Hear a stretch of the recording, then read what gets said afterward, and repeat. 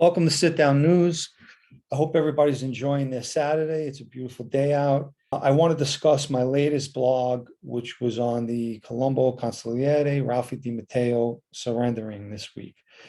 So on September 14th, as everyone probably knows by now, the FBI went and arrested and indicted members of the Colombo family, their administration, and associates, basically leaving a void in the leadership of the family. I gave a quote by the FBI Assistant Director, Michael Driscoll, basically saying that these guys are obviously not students of history. I guess he means by that it's history repeating itself. They keep making the same mistakes over and over again. I further quoted Benjamin Franklin saying the definition of insanity is doing the same thing over and over and expecting different results.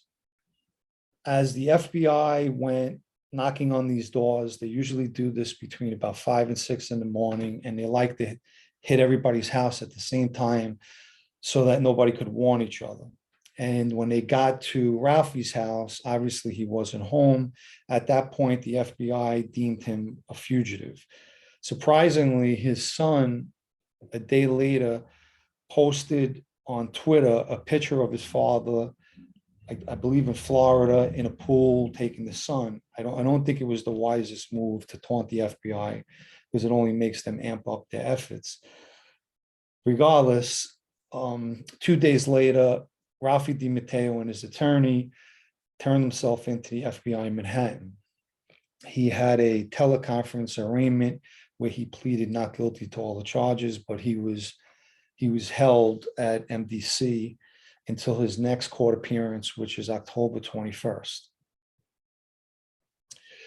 So for those of you who don't know Ralphie, I personally knew Ralphie. I used to meet with him a lot in Long Island.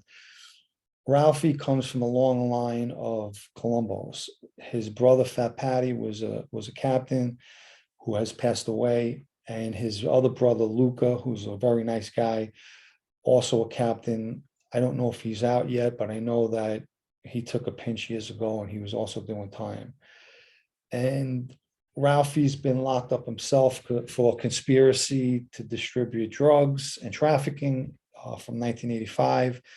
He also had a conspiracy to commit money laundering in 2001, which he served 18 months for. What I found surprising is how these guys continue to talk on the phone. I never was able to understand that.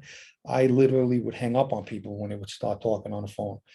And Ralphie himself knew not to talk on the phone with me. That was off limits with me. And when we spoke, we would leave our phones in the car or go put our phone somewhere and talk off to the side. I just couldn't believe when I was hearing some of these, from reading the indictment and hearing some of the conversations that were happening.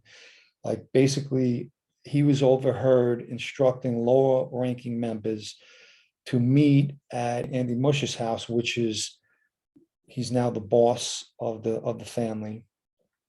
And he was using, as I wrote, unassuming code words like come to Brooklyn.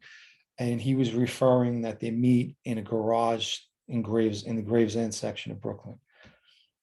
And he also gets caught on tape saying, that's what I do for a living. I get people like you. I scare them for a living.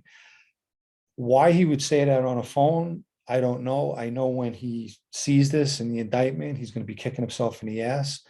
I don't know if he'll be thinking about me, but if he is, he'll know I was right. And I always used to talk about not talking on the phone. But those are bad conversations.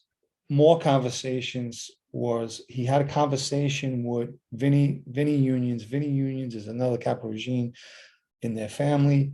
And in one conversation, they're discussing a consultant for the union who's supposed to be fired. Now, these guys are not supposed to have nothing to do with this union, obviously. That's some of the charges. And then later on, Vinny Unions is speaking to another co-conspirator, and he's explaining to that guy that he just spoke to number 3. That's code for Consigliere, and he's talking about Ralphie.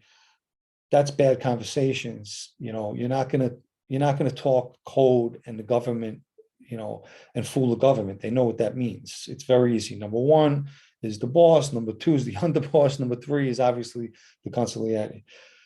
But when they speak in an indictment and they talk about co-conspirator, that means whoever Vinnie Unions was talking to is not cooperating. So they have a big problem. And I wrote, in any case, these recordings are devastating when it comes to a jury, because it's very hard to fight a case when you have your voice on tape echoing, and a jury's hearing all of this. It's bad. This is just bad, and this is why guys get convicted. But I had predicted that you're going to see a lot of plea agreements and plea bargains in this case, where they're going to take pleas because of the evidence and whatever else is going to come out. Just the indictment alone is bad. Who knows what's going to come out in the discovery? But it doesn't look good for all of these guys right now. And I further quote the FBI Assistant Director, Michael Driscoll, where he says, everything we allege in this investigation proves history does indeed repeat itself. And that's a true statement, because over and over and over again, guys in that life know previously what happens when you get caught on a wiretap, on a bug, on a recording, on somebody talking to you and recording you. It's devastating for you when it comes time to go to a trial. And yet, time and time again, they continue to do this. This paranoia label that people love to give me, that was part of my, you want to call it paranoia or self-preservation. I call it self-preservation. People want to call it paranoia, go right ahead. I would not talk on the phone. I would go out of my way not to talk on the phone. And there's a lot of people that could attest to this in the street today that have got hung up on by me when they started talking stupid on the phone. I would hang up the phone on them. And that wasn't because I was paranoid, and it was because I was trying to stay out of an indictment. Nevertheless, I met and had a lot of dealings with Ralphie. I had met him many years ago at Joey Amato's father's funeral. I was introduced to him as a friend. We were both new as friends. And we started seeing each other more and more at different wakes. Unfortunately, we went to a lot of wakes in that life. And over talking, I became very friendly with his brother, Luca, who I really liked. Luca, he was a gentleman, and so was Ralphie. And we were both living in Long Island at that time. Ralphie was in Merrick and I was in Seaford, Long Island. And I used to meet him all the time and talk with him. I got involved with some things with Ralphie.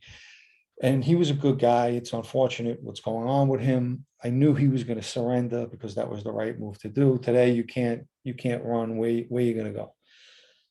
Well, anyway, that's about that. I did write another blog on the women that were silenced by organized crime. I'll get to that at a later time. And that's it. We'll keep you posted on what's going on with the case. They're going to be, like I said, in October, there'll be another hearing, and I'm sure there'll be a lot more news coming out with that. For anyone that would like to subscribe to this channel, you could do down below. If you have not read the blog, you could go to sitdownnews.com. I'll put a link down below. And that's really about it. Once again, enjoy your Saturday. I'm going to go do my fatherly duties. My younger daughter's waiting for me. And that's about it. Ciao to the next time.